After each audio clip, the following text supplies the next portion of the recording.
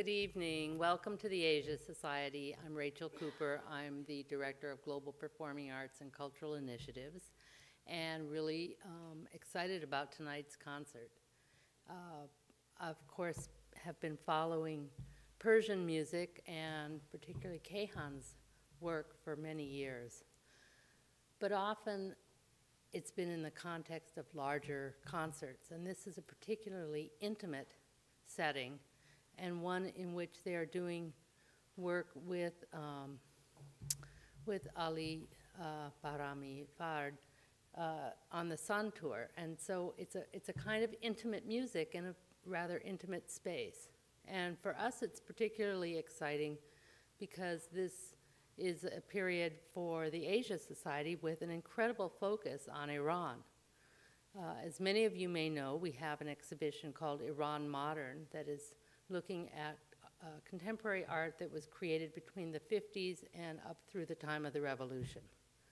We have had a wonderful film series which continues through next week, and you can get a flyer for that, which looks at films from the period as well. But in the performing arts, and one of the things that's so exciting about performance in general is that it's very much about the time we live in because it's live performance.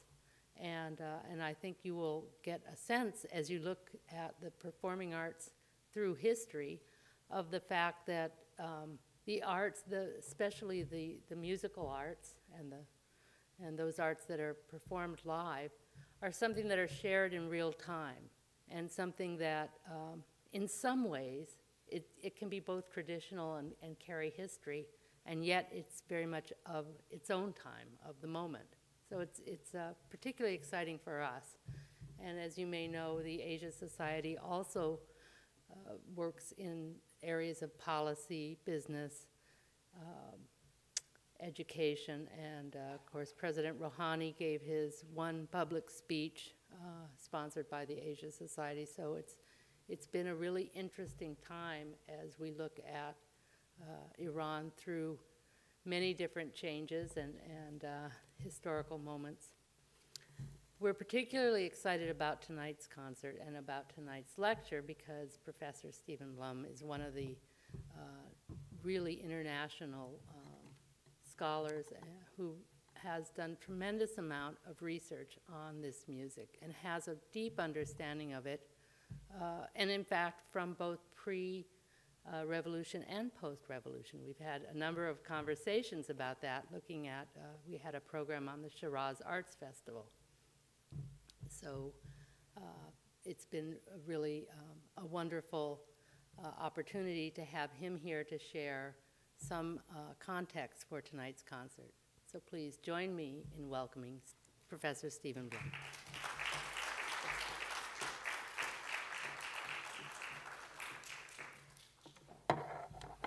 Good evening, and welcome to the third program of Iranian Music in Asia Society's fall season, a series that began in September with 2 appearances of the incomparable singer Mohsen Namjoo, continues tonight with the collaboration of Kayhan Kalhor and Ali Bahrami Fard, and concludes on December 7th with another exciting collaborative program featuring 2 musicians from southwestern Iran and 2 Syrian musicians.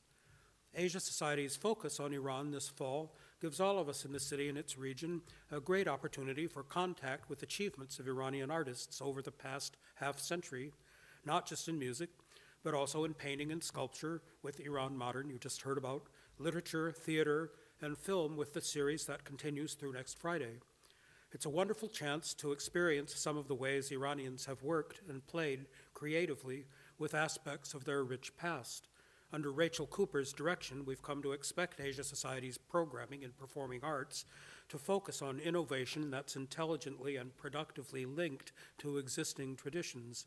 We shouldn't take all these opportunities for granted, and I'll urge any of you who aren't already members to consider supporting the Society with a membership. No musician has been more energetic in taking on one innovative project after another than Kayhan Kalhor. He started studying the kamanche, a bowed string instrument, when he was 7, and at age 13 was already playing in the Iranian National Radio and Television Orchestra. 3 years later came the 1979 revolution when he was 16. which so drastically changed the situations faced by men and even more by women working in all the arts were experiencing this season at Asia Society. Kayhan joined the Sheda Ensemble in 1980, and a decade later he was a co-founder of the Dastan Ensemble, which is still going strong. Only a week ago they accompanied the great singer Parisa at Sankel Hall. I can't name all the artists Kayhan has appeared with in a career that now spans over 4 decades, but I must mention his work as a composer. Gallop of 1,000 Horses, a piece for the Kronos String Quartet with Kamancheh and the Persian goblet drum Dombak, is inspired by his love of horses and his interest in music of Iran's Turkmen minority. He's been active in Yo-Yo Ma's Silk Road Ensemble as both composer and performer, and he composed a work for a young string quartet, Brooklyn Rider, whose members he came to know when they participated in a Silk Road project at Tanglewood. That piece, Silent City, commemorates the Kurdish residents of Halabja, Iraq, who were killed by poison gas. Tonight's program, which also features the young santur player Ali Bahrami Fard, is the most recent in a series of Kayhan's collaborations with players of string instruments that are plucked, or in the case of the santur, struck with light hammers, so that they contrast in a variety of ways with the more sustained sounds of bowed instruments, wind instruments, and the human voice. Those contrasts have been highly valued by Iranian musicians and listeners ever since bowed string instruments were first developed, toward the end of the first millennium of our era. In other words, not all that long ago, 1,000 years or so. Humans had been making music by plucking stretched strings for thousands of years before anyone thought of producing more sustained sounds by drawing the strings of a bow across strings stretched over a resonator. The first person who tried that may well have spoken an Iranian language somewhere in Central Asia.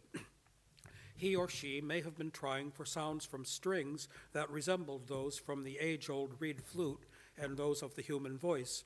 In this painting from the early 16th century, you can see a reed flute down, I didn't get this on, I have to hold it, sorry. The reed flute being played and a bowed string instrument. This one's perhaps best called a rebek rather than a kamancheh because of its rectangular sound chest, but those are the two being played. We'll come back to that painting in a moment. Our oldest pictorial and literary evidence of bowed string instruments comes from the Muslim world and the Byzantine Empire in the 10th and 11th centuries. Kaman means bow in Persian, so kamancheh is literally a small bow, but the word was transferred to the instrument itself. Persian poets have described the sounds of a kamancheh as capable of penetrating the heart, just like arrows shot from an archer's bow, or like the most expressive vocal sounds. In a romantic epic by the great 12th century poet Nazami, a kamancheh player performs a lament that brings to mind the prophet Moses. Scholars of musical instruments classify the kamancheh and the related instruments called rabab as spike fiddles, a general category that also includes our cello. You can see the spike in this painting. The spike fiddle in this early 16th century painting by Sultan Muhammad Iraqi has a rectangular sound chest and might, as I've said, might best be called a rabab. The painting shows the effects of music enhanced by wine, worldly and otherworldly drunkenness. The three to the left have the worldly type of drunkenness. That's a major topic of the poems of the 14th century Persian poet Hafiz, and this painting was made by Sultan Muhammad for a collection of his poetry. It now belongs to the Fogg Museum of Art at Harvard, but you can see another of Sultan Muhammad's paintings on the same topic at the Met. In this late 16th century painting of a royal banquet, music is also accompanied by wine drinking, or wine drinking accompanied by music, depending on one's priorities. At the front, we see two musicians whose instruments can produce sustained sounds. Kamancheh on the left, and the ney reed flute on the right. Behind them, we see a long-necked lute with a small sound chest, a short-necked lute with a large sound chest, and a frame drum with jingles.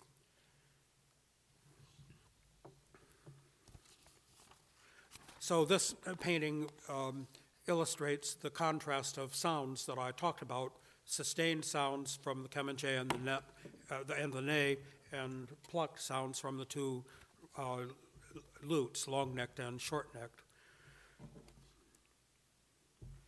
A third painting by Kamal al-Mulk at the end of the 19th century represents the court musicians of Nasruddin Shah and brings us closer to tonight's music. This time, moving from right to left, we have the santur, a box zither struck with small hammers. That player is the leader of the ensemble. The kamanche, a spike fiddle bowed, a newer long-necked lute in Iran from the 18th century, now very important, called the tar, and a singer with a frame drum, or no, I'm sorry, with a goblet drum, the goblet drum called zarb or dombak. Here's a photo of a different kamanche player at the same court of Nasruddin Shah, end of the 19th century, Hossein Khan. One last depiction of the kamanche shows an enchained demon entertaining another demon by playing a kamanche with 4 strings. This one's from the mid-15th century. I'll now play a short passage of music in the Persian mode called Afshari, where we'll hear how expressively a kamanche can respond to a singer's phrases. The singer here is Mohammad Reza Shajarian, and the kamanche responses are played by Ardashir Kamkar. That excerpt is immediately followed by music in the same mode from the CD with the title of tonight's performance, I Will Not Stand Alone. It's played on the bass santur, a larger instrument, as you can see under its veil, by tonight's performer, Ali Bahrami Fard. And as you'll hear, the santur has a very resonant sound.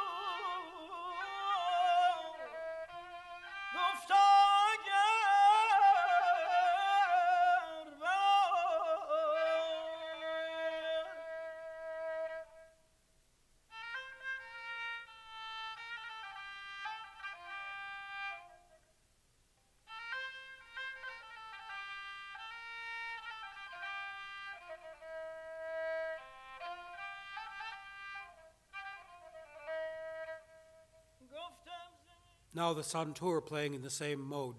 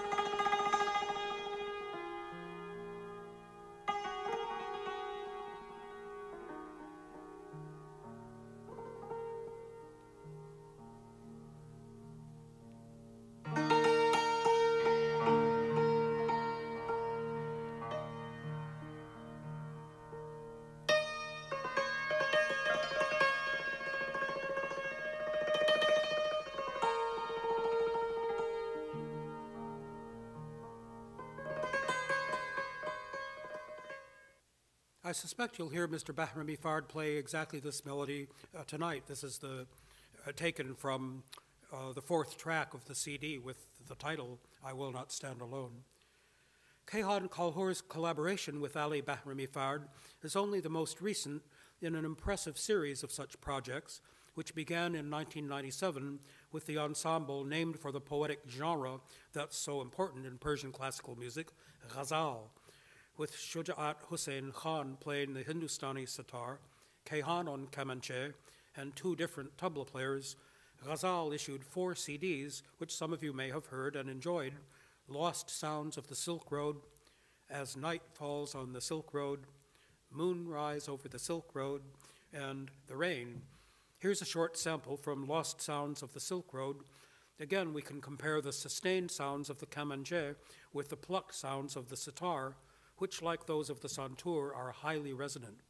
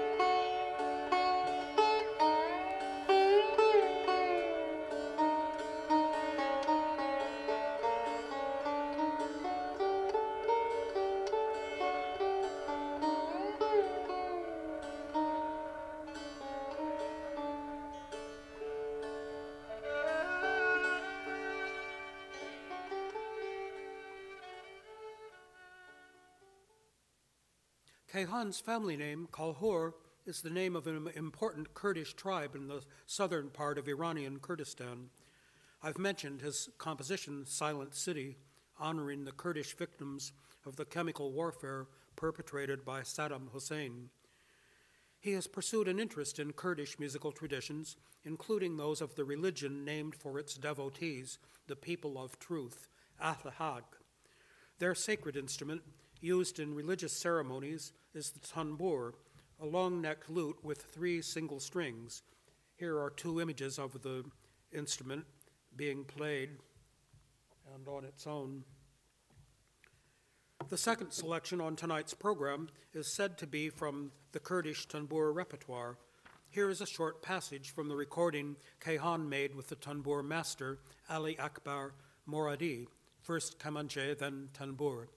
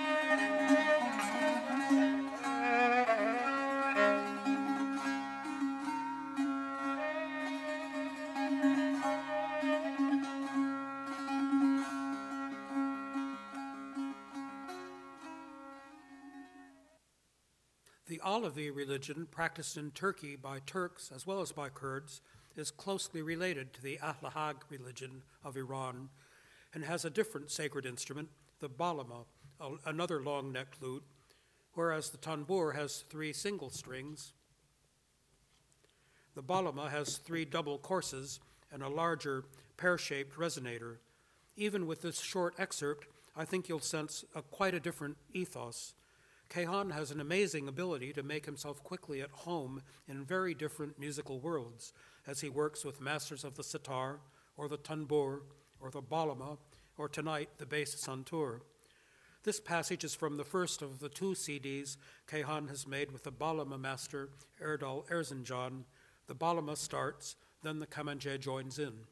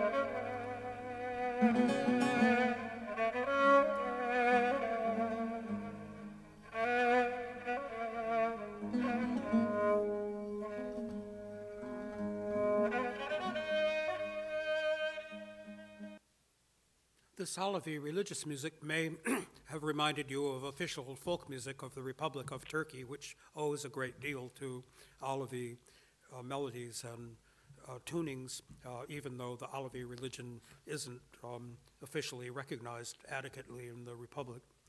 Now we come to tonight's collaboration, in which both musicians will play recent modifications of their main instruments.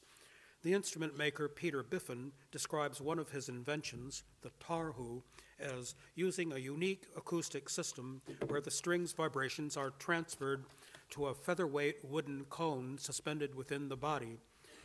The purpose is to increase the range of available tone colors. The Shah Kaman, which Kayhan is playing this evening, is a special type of tarhu. You can see it there on the stage, and here he is playing the Shah Kaman.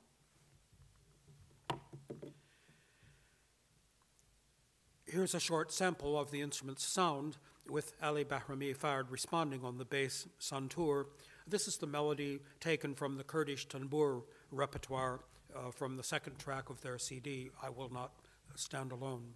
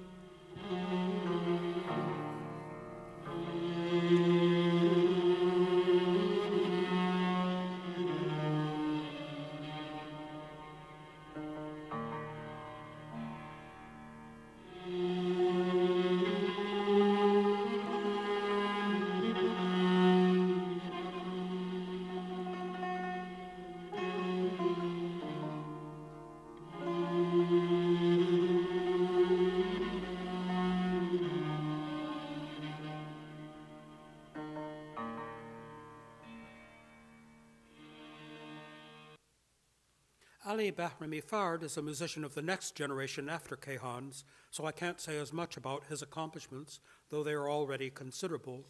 He's a native of Shiraz in the south of Iran, where he teaches his instrument, santur, along with music theory and composition at the Shiraz branch of Islamic Azad University. In 2004, he received a bachelor's degree in music performance from the University of Tehran, and 3 years later, a master's in music composition from the Art University of Tehran. He's published a composition called Separation and a book of etudes for santur called Shadow. The traditional santur has quadruple sets of strings, in other words, 4 strings for each note. It can play 27 different notes. Santur players, though, have developed an interest in instruments with different ranges like soprano, alto, and bass. And Ali formed an ensemble called Santur Navazan, santur players made up of such instruments. Tonight he's playing a bass santur.